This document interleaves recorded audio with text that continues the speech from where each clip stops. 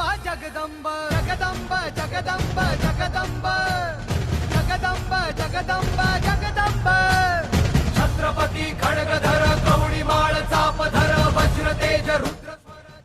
सभी शूर बहादुर बच्चों का, उनके गुरुजनों का और माता पिता का स्वागत है। आज हम सुरक्षित भारत में रहते हैं। हिंदुओं का महान स्थान, ऐसा हिंदुस्तान।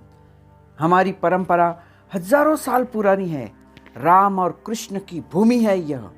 वेदों की रचना हुई ऐसे ब्रह्मा जी का स्थान, मतलब हिंदुस्तान।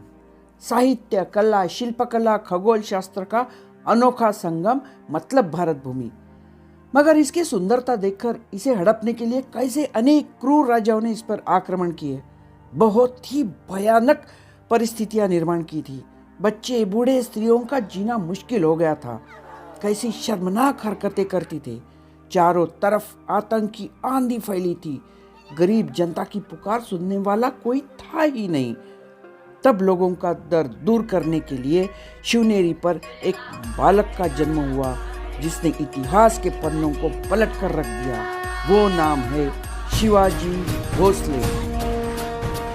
देखा, आज सैकड़ों साल भी हम जिनकी जय जयकार करते हैं, वो नाम है शिवाजी। शिवाजी सिर्फ एक व्यक्ति नहीं, तो वो एक शक्ति है।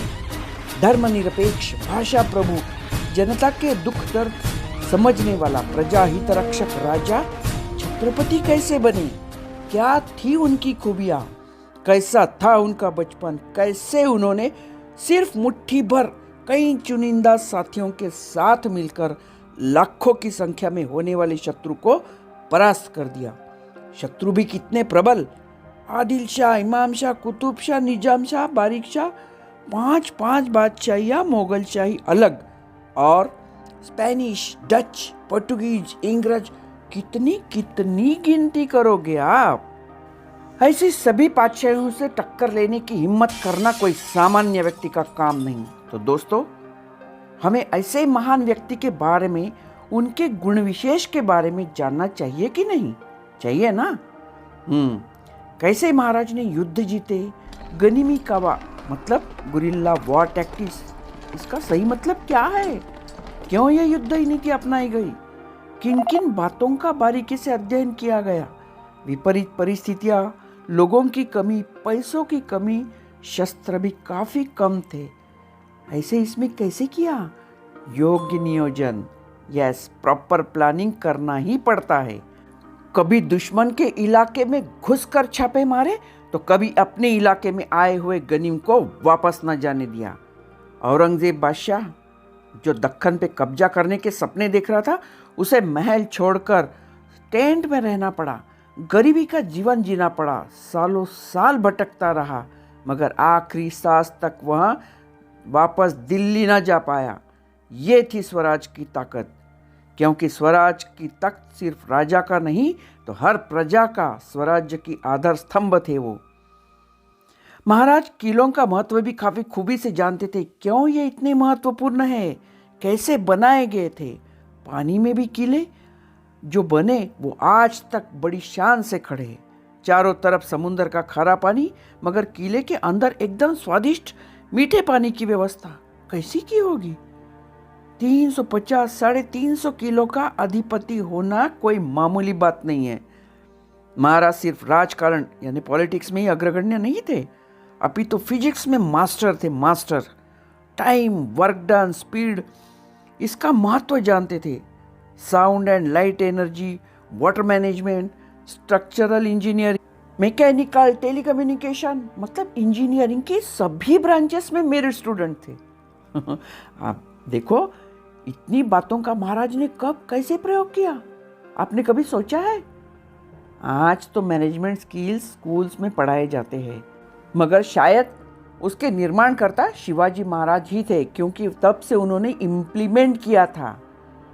आज भी अनेक देशों में शिवाजी महाराज के मैनेजमेंट स्किल्स सिलेबस में है, उनकी पढ़ाई में है, और हमें उनके नाम के सिवा ज़्यादा जानकारी है ही नहीं।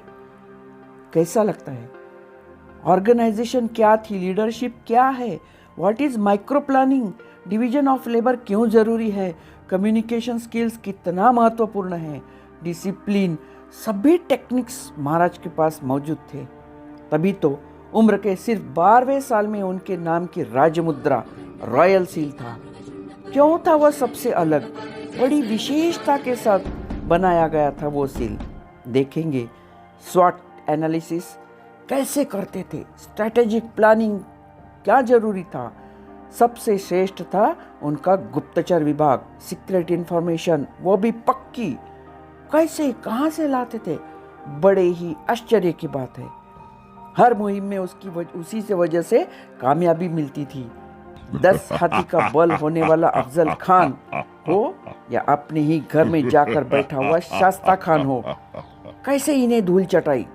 आगरा से, पन्हाला से कैसे निकले, जो आज तक किसी के पास ठोस सबूत नहीं है। ये है गुप्तचर विभाग की कमाल और महाराज का प्लानिंग। हमें अंदरूनी शत्रु से जितना खतरा है उतना ही समुद्र के रास्ते से आने वाले लोगों का है। महाराज ने नेवी का निर्माण कैसे किया होगा? ज्यादा तो कुछ उनके पास था नहीं, मगर बड़े सम्मान से उन्हें फादर ऑफ नेवी कहते हैं। मगर हम आज भी ये खतरा पूरी तरह से सही में समझ पाए हैं? ऐसा होता तो ताज होटल पर 26/11 का हमला कभी ना होता। इतनी बड़ी साजिश चल रही थी मगर हमें उसका पता तक नहीं चला। क्यों? यदि हम महाराज के दृष्टिकोण को समझते तो ये हादसा कभी ना हो पाता। महाराज के मावले इतने वफादार कैसे थे कि जान की बाजी परवाह भी नहीं करते थे और कूद पड़ते थे संग्राम में। खुद की जान भी न्यौछावर कर रहे तो परवाह नहीं। तो हम जानेंगे महाराज के व्यक्तित्व को, उनके गुणों को, हर एक बात के पीछे छुपे हुए उनके विचारों को। इतिहास से काफी बातें सीखेंगे नए दृष्टिकोण से। महाराज ने रात तिलक क्यों किया, इसके पीछे भी क्या भावना थी, ये भी समझेंगे। यदि हम एक भी सही विचार आपके जीवन में लाते हैं तो उससे आपका परिवर्तन कैसे होता है ये आप खुद आजमाएंगे। खुद को मावला नहीं प्रति शिवाजी बनाने की सोचिए। दृढ़ संकल्प से यह निश्चित होगा। हम ला रहे हैं आपके लिए Shivaji the multi dimensional king. इसके अनेक भाग देखोगे और हमें पूरा विश्वास है आपको सभी भाग सिर्फ किताबों वाली इतिहास की पढ़ाई नहीं लगेगी, बल्कि अली बाबा वाली गुफा लगेगी, जो छोटी छोटी बातों में हम आपको समझाएंगे और जो अनेक कीमती हीरे मोतियों से भरी पड़ी है। मगर इसके लिए हमें यह भी जानना होगा कि शिवपूर्वकालीन भारत कैसा था। हम सब जानेंगे, मगर आपको बहुत ही रोचक लगेगा ऐसी भाषा में। तो हमारा अनुरोध है आप सभी हमारे YouTube चैनल को एक बार सब्सक्राइब ज़रूर करें, तो अगली सभी जानकारी आपको मिलती रहेगी। और हाँ, आपके मन में यदि कोई नया उपक्रम है तो हमें उसके बारे में भी ज़रूर बताइए। तो आप भी बढ़ाइए एक कदम नए विश्वास के साथ भारत के सुनहरी भविष्य की ओर। मिलते हैं।